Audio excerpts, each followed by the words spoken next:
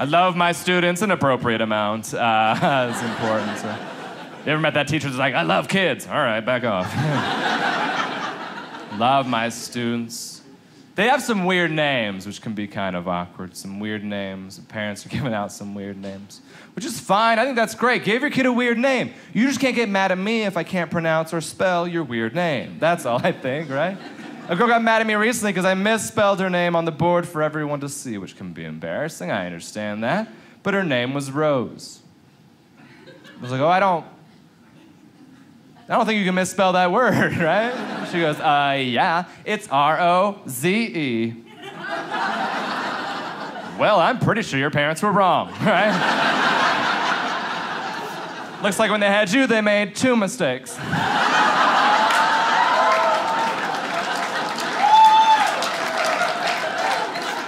Oh, you guys don't do standing ovations for jokes? Okay. Fine. Another kid, his name was spelled G-A-G-N-O-N, like gagging on. Like, you all right, man? What are you gagging on? Everything good? This is kind of a weird name, whatever. I call him that all year long until the end of the year. I heard his girlfriend. She goes, hey, Ganyan, come here. Because it was French. I was like, dude, I've been calling you Gaganon for 9 months. You didn't say anything. He goes, I just kind of thought you were being a jerk. Well, I just thought your parents were weird. I don't know. Nobody cares about spelling anymore, right? Because we got spell check and we got autocorrect, and that takes care of most things, but not everything.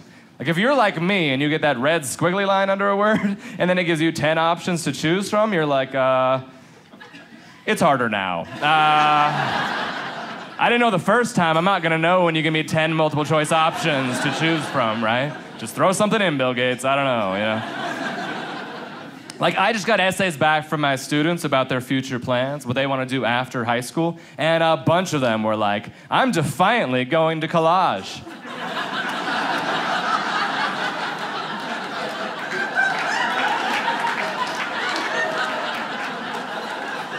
You're gonna angrily do arts and crafts for your Joanne Fabrics future? That's the big papier-mâché plan, Brad? I can tell there are people in the room right now that are like, I don't get it. I have no idea what he's talking about.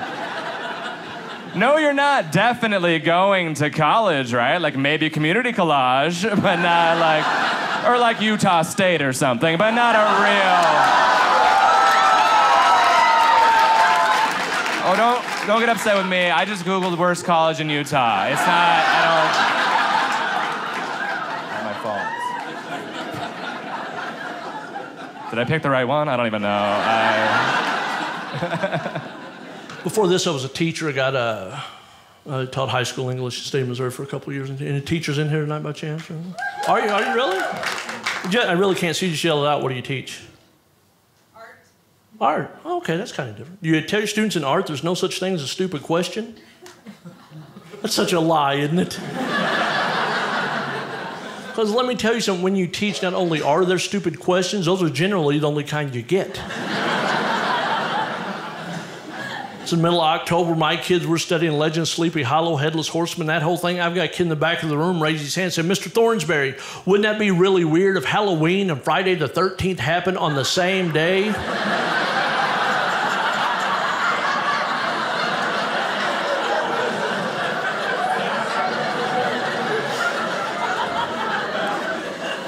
That'd be spooky.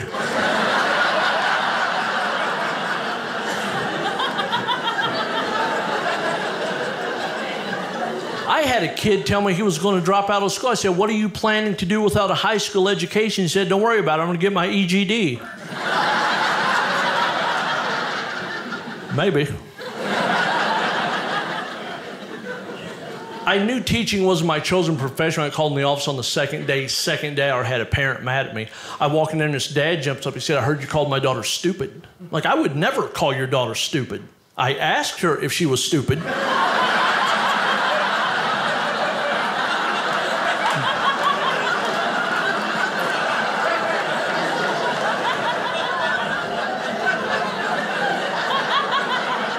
I know there seems like there should be a second part to that joke, but that's where that one ends. That's where we go on now.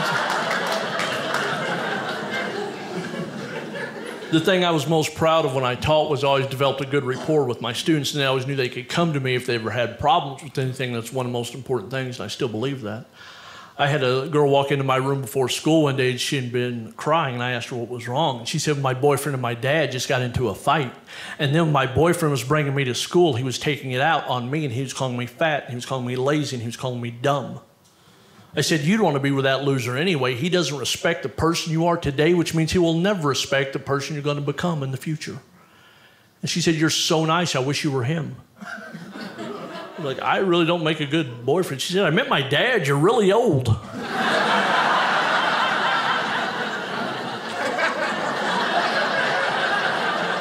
whatever, fatty.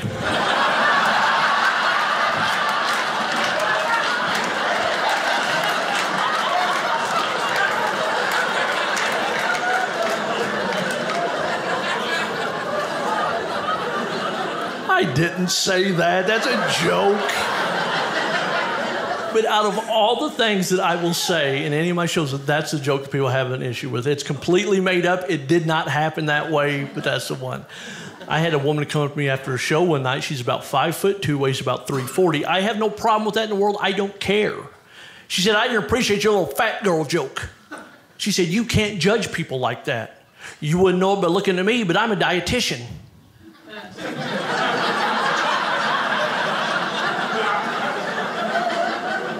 You're right, just slipped that one right past me. You know, I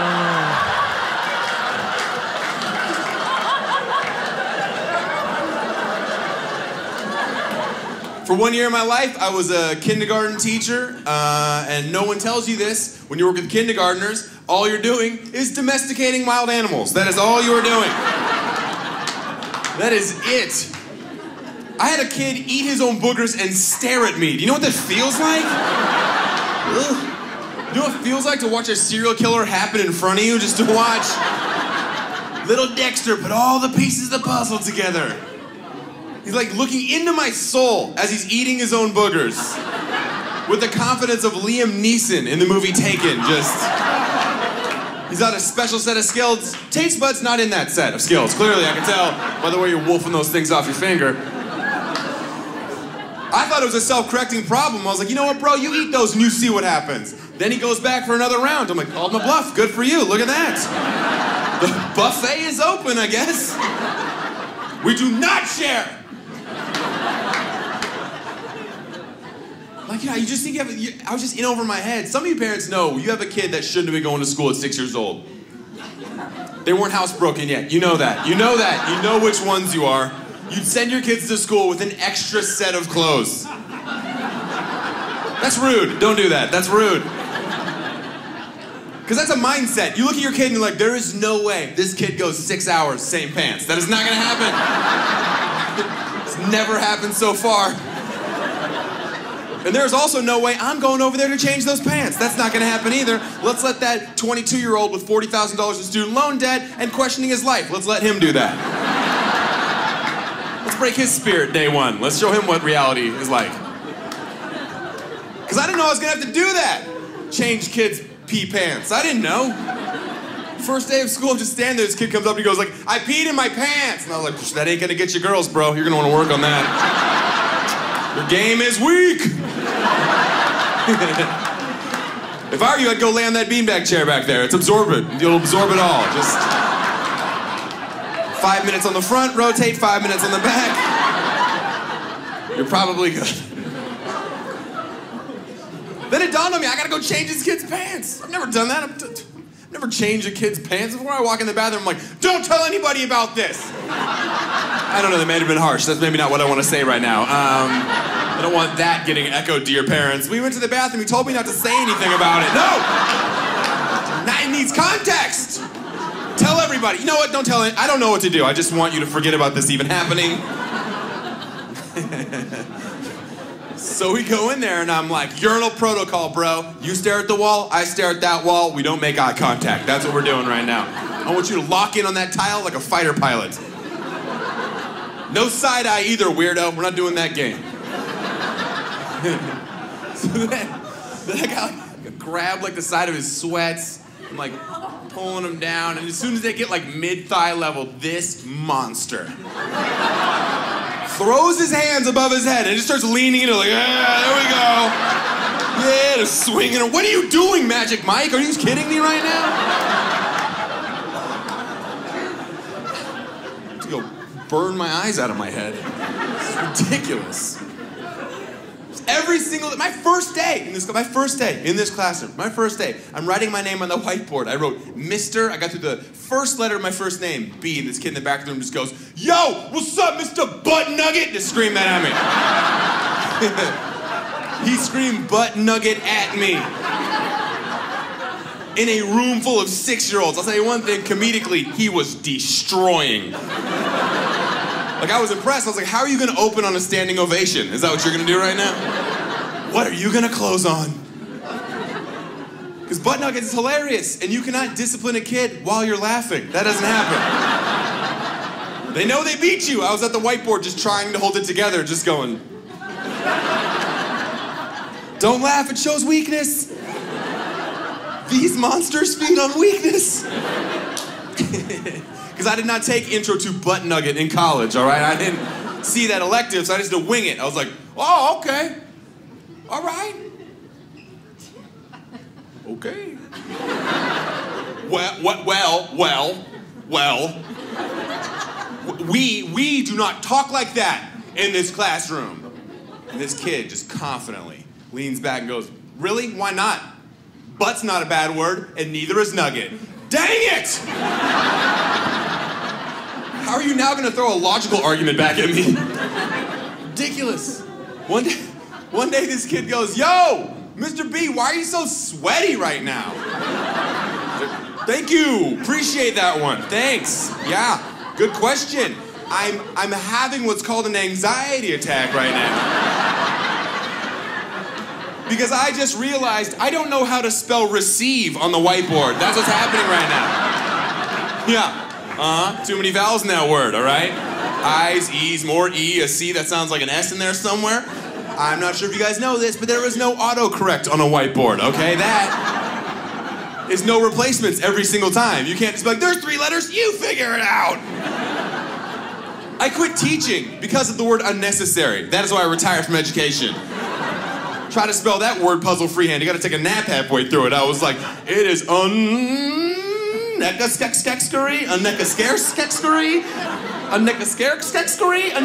Why is there a C in this word? I'm gonna factor a Y out. You know what? Who wants to take a nap right now? Let's do that. It's a ridiculous year. My favorite day, though, this is the elementary school Super Bowl for the teachers. It's school picture day, by a mile. School picture day, greatest day ever. Because every kid shows up on school picture day like a train wreck. They dress as if bomb raid sirens were going off and they barely escaped. They look like their mom kicked in their bedroom door that morning like, get out of bed and put this tiny sweater vest on. But I have to take a shower. There's no time for showers. Move. Now run to school with this humongous envelope full of nothing but change. Like, what?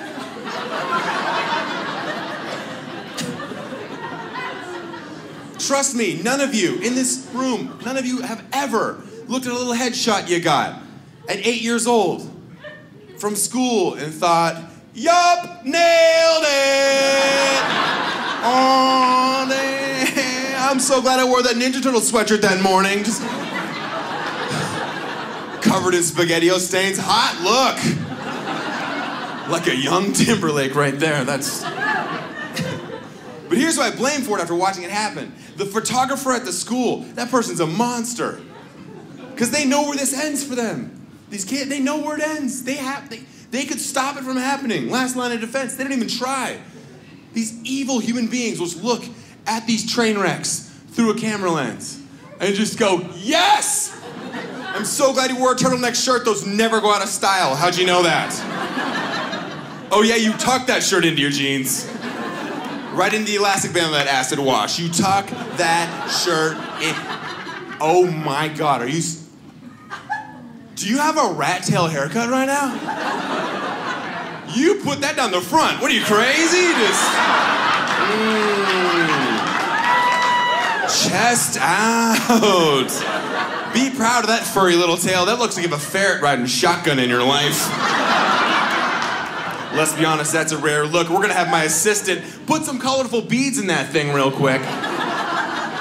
Because that's gonna complement the neon lasers we're gonna fire through the background of this picture. Oh yeah, your mom checked that box. Because she's awesome, all right? You know what, let's go big in this picture. Do this pose for absolutely no reason whatsoever.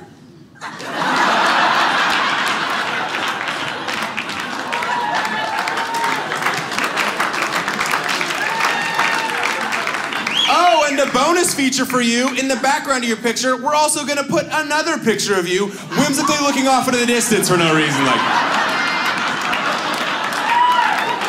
like you're about to start singing in The Sound of Music. Ah. Because I've been doing stand-up comedy full-time for the past 4 years, but prior to that, I was a high school teacher.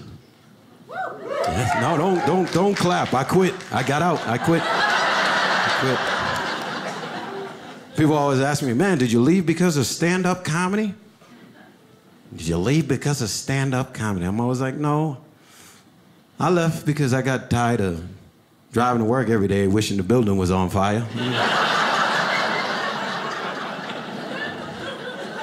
Because I taught for 12 years, you know. First year was rough. I was a substitute. Oof. The substitute teacher is the worst, right? Especially that first day, you know. Walking to class, kids all in my face. You ain't no real teacher. You ain't no real teacher, son. Because if you were, you wouldn't be crying.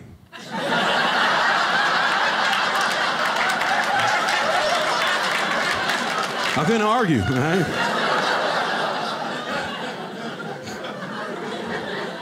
Then I was a history teacher. That's what I went to school, I was a history teacher.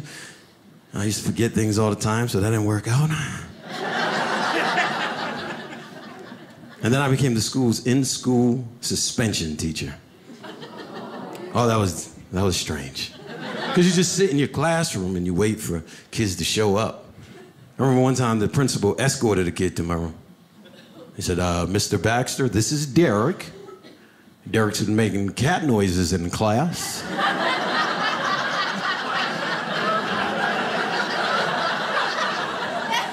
He's not on his medication today.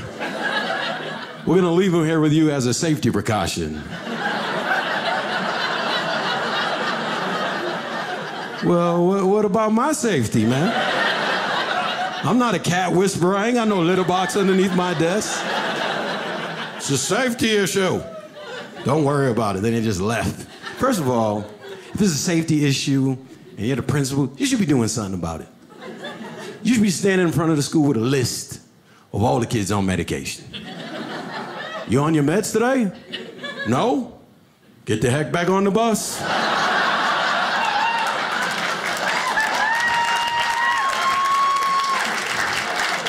We can't take you today. They're scared of you in there. Sat in this room with Catboy all day. First hour, he didn't want to do any work. He's at the pencil shop and they're just staring at me.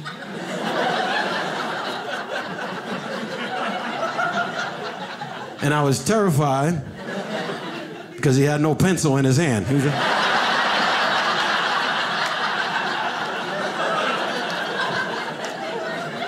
So of course I go, are you all right? Are you okay? He said, I'm trying to be good so I could go back to class. I said, man, I don't think you can go back to class. He said, why not? I said, because you were making cat noises, man. Once you make cat noises, you don't go back to the general population. He said, well, can't you say something to the principal? I was like, say what? You think I can just call the principal up and be like, hey, he's purring now. Can I send this crazy behind back to you? I said, no, man, you got to sit down. He didn't like that. He hissed at me. I don't know if you've ever been hissed at by a 14-year-old. It was terrifying. I knew I was nervous because I moved the stapler a little bit closer to me. I said, I will staple the heck out of this cat if I have to. I'm a dog man anyway. So I knew this kid was going to be a problem. He didn't like it. Just eyeing me the whole time. 20 minutes later, another kid kicks open my door. Got kicked out of his class for wearing pajamas to school. Right? He's all upset. He's like, you know what I'm saying? You're crazy, yo. You know what I'm saying? No, I don't. You know what made me laugh about this kid? He thought he was a tough guy. How you tough wearing pajamas? This dude had cornrows, Tupac shirt, SpongeBob pajamas, right? SpongeBob.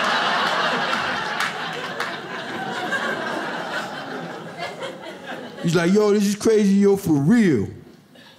Why they kick me out of class for wearing pajamas? I didn't know the answer to his question. So I said what a lot of teachers say when we don't know the answer to the question. I said, why do you think they kicked you out of class for wearing pajamas? He goes, well, as soon as he goes, well, Catboy loses his mind. You can't wear pajamas because they're afraid your pencil might pop out.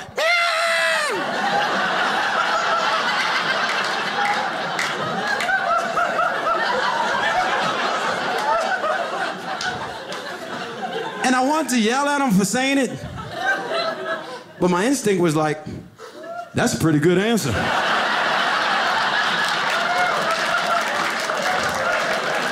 A pencil might pop out. I thought it was funny for about 30 seconds. Then I got nervous. I said, what if his pencil does pop out? I don't got a backup plan for that. No teacher does. Because it's not like an iPhone. You can't look at the kid and say, hey, either put that away or I'll take it. Right? I'll put it in the desk with the other pencils I collect.